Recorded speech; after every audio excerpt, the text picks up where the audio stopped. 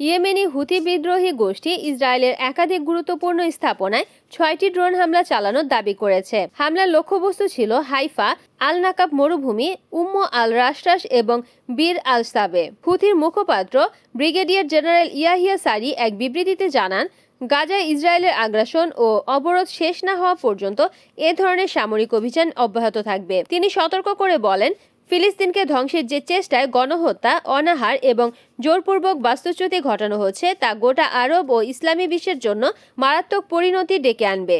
এর আগে গত শুক্রবার হুথি লদ বিমানবন্দর, বীর আল সাবে এবং আশকালানে 3টি লক্ষ্যবস্তুতে 3টি ড্রোন হামলা চালিয়েছিল। সারি দাবি করেন, এই হামলাগুলো তাদের লক্ষ্য সফলভাবে পূরণ করেছে।